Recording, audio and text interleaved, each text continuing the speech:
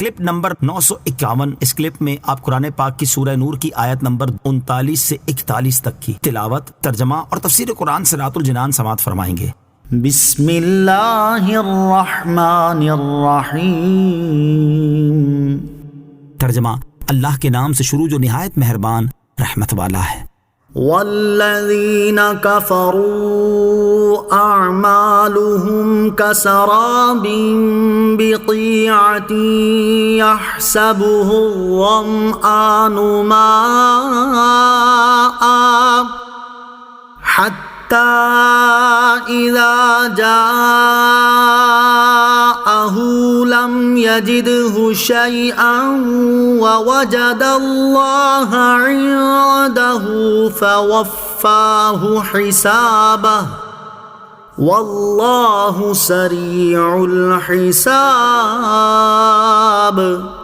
ترجمہ، اور کافروں کے اعمال ایسے ہیں جیسے کسی بیابان میں دھوپ میں پانی کی طرح چمکنے والی ریت ہو۔ پیاسا آدمی اسے پانی سمجھتا ہے، یہاں تک جب وہ اس کے پاس آتا ہے تو اسے کچھ بھی نہیں پاتا، اور وہ اللہ کو اپنے قریب پائے گا تو اللہ اسے اس کا پورا حساب دے گا، اور اللہ جلد حساب کر لینے والا ہے۔ والذین کفروا، اور جو کافر ہوئے۔ اس سے پہلی آیت میں اللہ تعالیٰ نے ایمان والوں کے حالات بیان فرمائے، اور اس آیت سے کافروں کے بارے میں بیان فرمایا کہ وہ آخرت میں شدید خسارے کا شکار ہوں گے، اور دنیا میں بھی انہیں طرح طرح کی ظلمتوں کا سامنا ہوگا۔ اسی سلسلے میں یہاں دو مثالیں بیان کی گئیں۔ اس آیت میں ذکر کی گئی مثال کا خلاصہ یہ ہے کہ کفار کے ظاہری اچھے اعمال کی مثال ایسی ہے جیسے کسی بیابان میں دھوپ میں پانی کی طرح چمکنے والی ریت ہو۔ پیاسا آدمی اسے پانی سمجھ کر اس کی تلاش میں چلا، اور جب وہاں پہنچا تو پانی کا نام و نشان نہ تھا، تو وہ سخت مایوس ہو گیا۔ ایسے ہی کافر اپنے خیال میں نیکیاں کرتا ہے اور سمجھتا ہے کہ اللہ تعالیٰ سے اس کا ثواب پائے گا، لیکن جب میدان قیامت میں پہنچے گا تو ثواب نہ پائے گا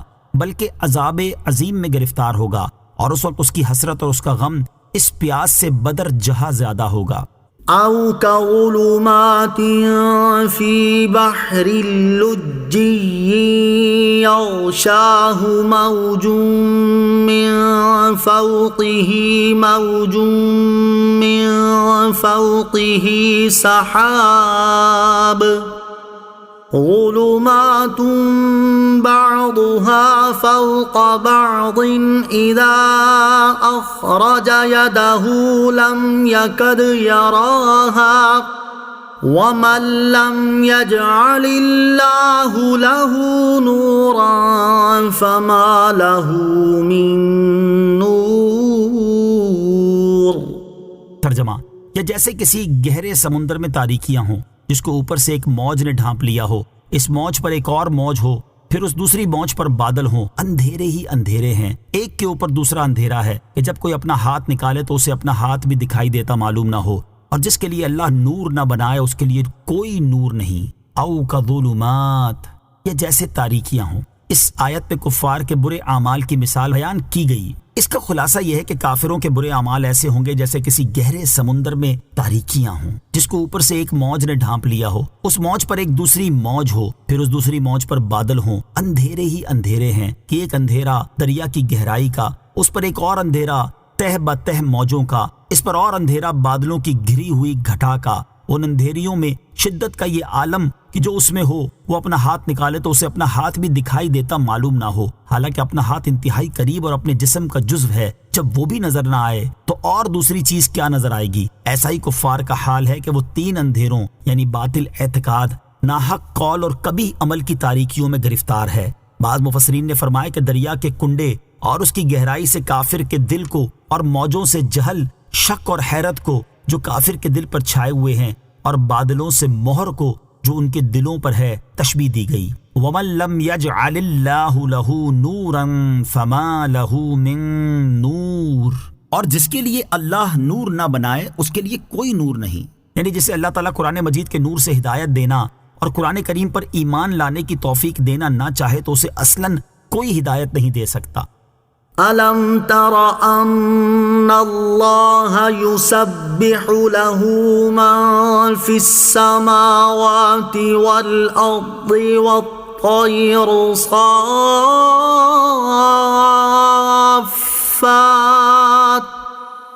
كُلٌّ قَدْ عَلِمَ صَلَاتَهُ وَتَسْبِيحَهُ واللہ علیم بما یفعلون۔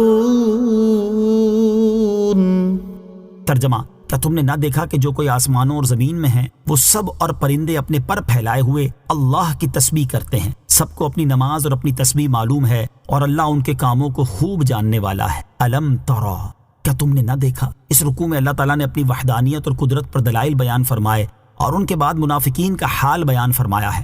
اس آیت میں حضور سید المرسلین صلی اللہ تعالی علیہ وآلہ وسلم کو یہ خبر دینے کے لیے خطاب فرمایا گیا کہ اللہ تعالیٰ نے انہیں نور کے اعلیٰ مراتب پر فائز فرمایا ہے اور ان کے سامنے ملکوت و ملک کے انتہائی باریک اور مخفی ترین اسرار بیان فرمائے ہیں۔ چنانچہ اس آیت کا خلاصہ یہ ہے کہ اے حبیب صلی اللہ تعالی علیہ وآلہ وسلم، آپ کو مضبوط اور قوی مشاہدے، صریح وحی اور صحیح استدلال کے ذریعے اس چیز کا یقینی علم حاصل ہے کہ آسمانوں اور زمین میں موجود تمام مخلوق اور ان کے درمیان پرندے اپنے پر کو پھیلائے ہوئے اللہ تعالیٰ کی ذات، صفات اور افعال میں ہر اس نقص و عیب سے پاکی بیان کر رہے ہیں جو اللہ تعالیٰ کی شان جلیل کے لائق نہیں۔ ان میں سے ہر ایک اپنی نماز اور اپنی تسبیح جانتا ہے اور اللہ تعالیٰ نے نماز و تسبیح کا جسے جو طریقہ سکھایا اسی کے مطابق وہ عمل کرتا ہے، اگرچہ ہمیں وہ طریقہ دکھائی نہ دے یا سمجھ